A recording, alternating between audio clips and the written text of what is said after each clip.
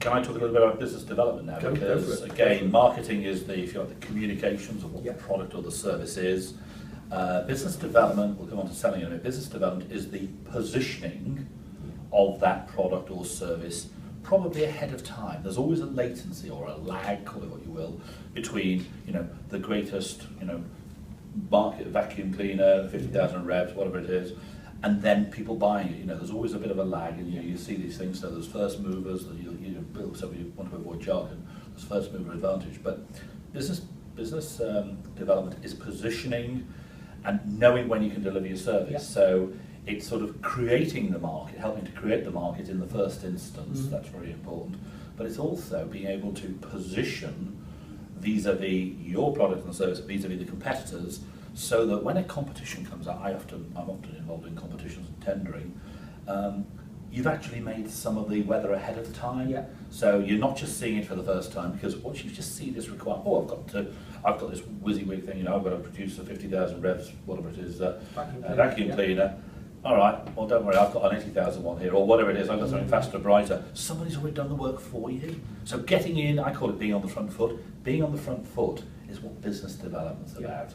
And creating in the mind's eye of the client, the buyer, that you've been talking to me before, so I may not want it right now, but in 6 months, 12 months, you can come to me and get that product. Yeah.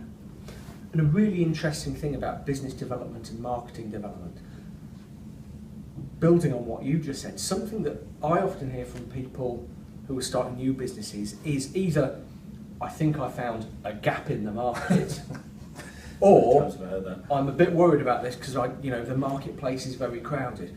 Brilliant piece of advice I got very early on. If there's a gap in the market, often it's there for a reason. Absolutely. Because there isn't actually anybody there. Yeah. And if a particular sector of the market is crowded, it's because there's a big demand. And so if you see a crowded marketplace, go into that marketplace and think, how can I compete? Can I do it faster, better, quicker, cheaper?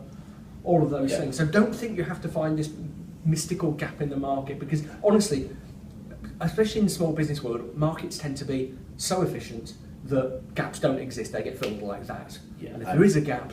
Yeah, there might be a niche, I think. There might be a niche. There may be a niche, and again, I've spent many years, I've founded a company, my first company, where there was a niche. It wasn't so much a gap, it was playing on a slightly different angle, so we found a niche, we played for it, and for 5 years it was very good. Then it got a little bit crowded, so we had to shift our focus a little bit. But so, play the niche market, but again, coming out of university with a PhD, that's kind of not, I wouldn't expect you to do, because you wouldn't have a knowledge of the market, And creating a market from the first instance is harder as well, as Bill says, because, there may not be a market for the expression is 5,000 angels on a pinhead.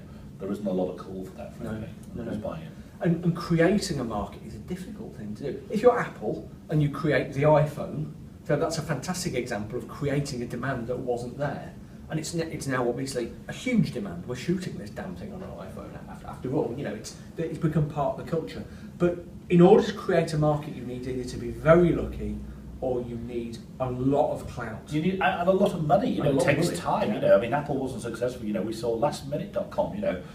Brent and Martha created this organisation called lastminute.com in the internet bubble. It took a long time to get it started. Now it's one of the few .coms, bubble, whatever it is, that actually is still going. Yeah. It took a long time, but a lot of branding. Yeah.